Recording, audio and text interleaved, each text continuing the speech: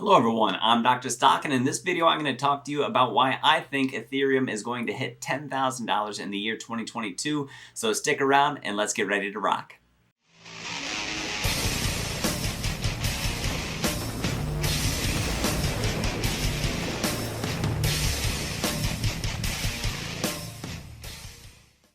Welcome back. So as you might know, Ethereum is number 2 by market cap, second only to Bitcoin itself. So that is something that is really good for Ethereum. It's something that has a long-term establishment, that it's a highly secure blockchain and is more secure all the time. There's a huge community around it, and it's a growing community. There's huge amounts of development around it, and that's a growing amount of development as well. So these are things that we can absolutely cheer on for Ethereum. There is tons of demand. Its total supply is growing, but at a greatly reduced rate since the base fee burn has been introduced for the transactions that we have through proof of work, and as we switch over to proof of stake in 2022, most likely sometime around June of 2022. We'll have to see how those test nets play out.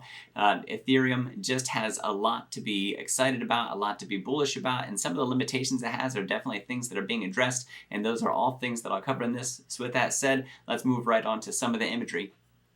So Ethereum has a website. You can go and you can check it out and you can read all about Ethereum, further educate yourself on it. But this video is why I believe that Ethereum is going to hit $10,000 in 2022. So with that said, let's take a look at some of that growth. So some of the growth that we have is the community growth itself. Just from August to December, you can see on GitHub, which is where a lot of the contribution happens to talk about the development for Ethereum. It went from 396 to 621 members. I believe that that's up to 640 as of the recording of this video. You can see the Discord community from 6,500 to 12,200 members, so a lot of excitement going on there. And then the community calls and office hours, 3 community guides, so with trusted members answering questions and moderating chat. So this is furthering that educational narrative that we have for crypto, and especially Ethereum itself. And so I think that that's absolutely huge. And if we move on from there, they also talked about gamifying contributions for content, code, and translation, so further incentivizing the development for Ethereum. And if you check out the translating program, so translating Ethereum.org into different languages, and they have over 37 different languages right now for Ethereum. And that's incredible, because what we're talking about is reaching the world with this blockchain technology. In this case, the world of development, and the world of the people who would want to have access to this. So if they don't necessarily speak English as the language of this video, this would be something that they have. So this article, by the way, is part of the blog on Ethereum.org, and you can go and you can read about it. And there's a lot to see with this, and there's much more that I'm going to cover in this, because this is more about why I believe that it's going to hit 10,000. So let's move on from there. So from there, we have etherscan.io, and we're looking at unique addresses. And you can see from 2018, where we had a sharp inflection upward all the way through the end of 2021, as we near the beginning of 2022, we have almost a linear climb in the number of unique addresses that we have for Ethereum. And if we go over to another chart from there, you can see the total Ether supply that we have right now as just over 118 million. And we got the breakdown that's here. So this is 60 million crowd sale that you see. This is something that happened back in 2014. And so this is already there. It's nothing that's like some huge dilution that's waiting on its back or anything like that. And you can see the market cap right now is almost, we're getting close to that $500 billion mark, even right now at the decreased value for ETH. So absolutely incredible. But moving on from there, here you can see the ETH supply growth chart, and the thing to notice here is that we have a steep climb, and then it gets shallower and shallower and shallower. This one, I don't know how much you know about math, but this, to me, it reminds me of a logarithmic type of graph, type of growth when we look at this, that it flattens out. And as we switch over to proof of stake with the EIP 1559, the London hard fork that already took place, I believe it was back in August, we can actually see a little bit of that curve back in here, that we can start to see that flattening take place because of that base fee burn that we have. And as we switch to proof of stake and the rewards are decreased, this could cause the triple halving of the supply, and we can actually move to a deflationary asset where you start to, instead of seeing it kind of flatten off, we actually start to see it inflect downward. And right now, the net reduction since the London hard fork went live is 66.15%, according to watchtheburn.com. If you want to check it out, it's a pretty cool site that we have. The rewards right now, there have been almost 2 million ETH rewarded since the London hard fork went into place, and 1.3 million ETH have been burned away. So keeping that inflationary part at bay for Ethereum, and this is something that could actually add, I mean, it's a huge fix to the tokenomics of Ethereum to bring it back that way. So with the continued demand that we have for Ethereum and the continued development, the community growing around it, a lot of notoriety surrounding it, that we have a lot of demand, a lot of institutional investment moving into it, and these are things, as we increase that demand but decrease the supply, these are things that could increase the price on us. Plus, as we switch to proof of stake, it encourages holding on to that Ether rather than selling it and dumping it back on the market. Right now we have thinly traded markets, so they're highly influenced by the different buying and selling that we have, so it's going to be a lot of volatility. We're going to watch that take place, but I believe my prediction for the end of 2021 was 5,000. We fell just shy of that, unless it happens today as of the recording of this video. We made it up to about 4,800, a little bit over 4,800 for the all-time high, and then it fell back down. So I was almost correct, maybe a little bit too ambitious, but I really think that 10,000 for that next leg up for Ether, that all-time high, I think that we'll see it in 2022, and that's accelerated from what it was. I think that there's a lot to be excited about here with that merge happening between the mainnet and the beacon chain coming up sometime by, we'll say, Q2 to into Q3 if it gets delayed or pushed back at all. I think we're going to see a lot of good things coming for Ethereum that way. Moving on from there, some further evidence of Ether hitting 10,000 in 2022. Looking at the total value locked. Right now, there's a lot of talk about Ethereum losing ground because of the high gas fees, but the demand stays strong regardless. And right now it has a relatively good margin of safety over a lot of the other cryptos and a lot of the other offerings that are out there. So if we look at total value locked in crypto right now, according to DeFi Llama, almost $250 billion in total value locked. And by the rankings, Ethereum is number one. It almost about 60% of all the total value locked right now is in Ethereum itself. The next one after that is Terra, and if we go down to Terra, it drops all the way down to 18.78 billion, so just over a tenth, so like 12% of what Ethereum has in total value locked. So Ethereum has a very wide margin, and I would be concerned about the transaction fees, the gas costs that are there, and about the network congestion that we have with Ethereum that kind of steers people away from it.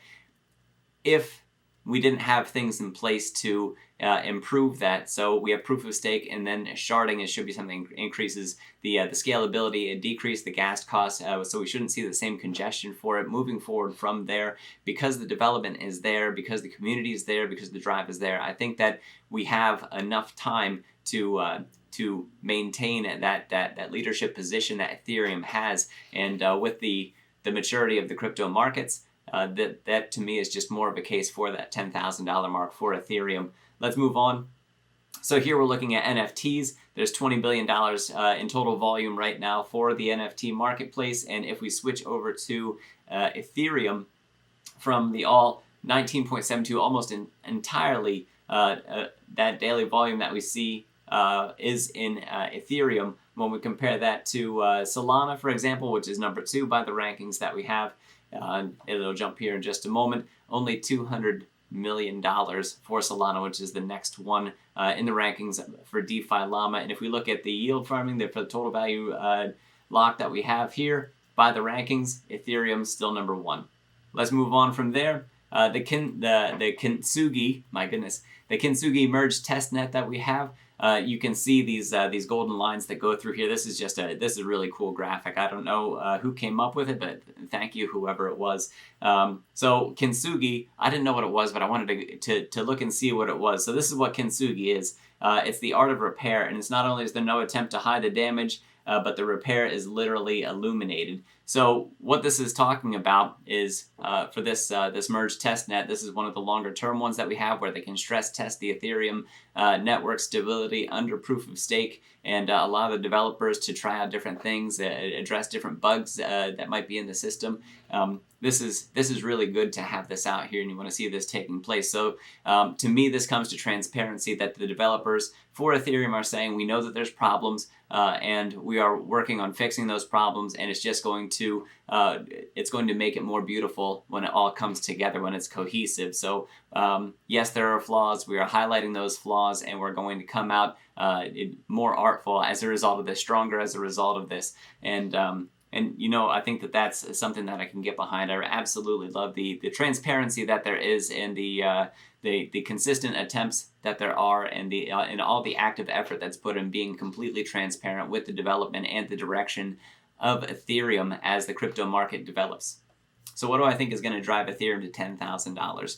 I think that we have the decrease in supply with the switch over to proof of stake, that we could watch it become a deflationary asset, especially as the scalability improves and that base fee burn is going to start eating away at the total supply that's out there. We're also going to lose the selling pressure that we have right now with the crypto markets, with the proof of work consensus mechanism that's currently in place. So as that goes away, proof of stake comes in, the amount issued as rewards for proof of stake consensus, as that decreases and as that base fee burn gets burned away, we could watch that total supply of Ethereum also decrease over time. So Ethereum, $10,000, I think it's very believable in 2022 to watch that happen. If everything goes right for Ethereum, I think that it would be absolutely incredible to watch that happen. Now, just a few drawbacks that we have. I think regulation could be one of those areas that could be something that might happen to blindside us. So maybe something comes up in regulation. While I think it's overall good for crypto and its adoption and its safety, it is something that we still want to watch out for. So regulation could be one of those drawbacks, one of those things keeping us from hitting $10,000. A bear market in the overall crypto market could also be something that affects that ability to hit $10,000, and then also competition from other cryptos. If the development should happen to shift away from Ethereum and go over to other blockchains, that's something that we could see also take away from Ethereum's ability to hit that $10,000 mark. So while I don't have complete certainty, I still have that belief that it is absolutely capable of hitting $10,000 in 2022. So that's what I have for you guys. I hope that you like what I have. Let me know if you have prices in mind, if you did your own analysis, if you think it's going to go up, going to go down. Let me know down in the comments. And if you like what I have to say, go ahead and hit the like button. And while you're also down there looking at the like button and commenting, if you check out the description, I have just some affiliate links down there for Moomoo and Webull. You can sign up, deposit your money. You get some free stocks as a result for that. I get some free stuff. It's just a way to help support the channel. So thank you so much for that. And if you want to check out my Patreon, I also have a link in my Patreon where you can interact with me through my private Discord that's over there, and also check out the cryptos that I'm invested in. I do have a position in Ethereum. It is my main holding for my crypto portfolio, and you can check that out over there again at the Patreon. The links are down in the description. Thank you guys so much. I really hope that you like what I had to say, and I can't wait to see you until next time. These videos are for entertainment purposes only. I'm Dr. Stock. Thanks for rocking with me. Now go get that money.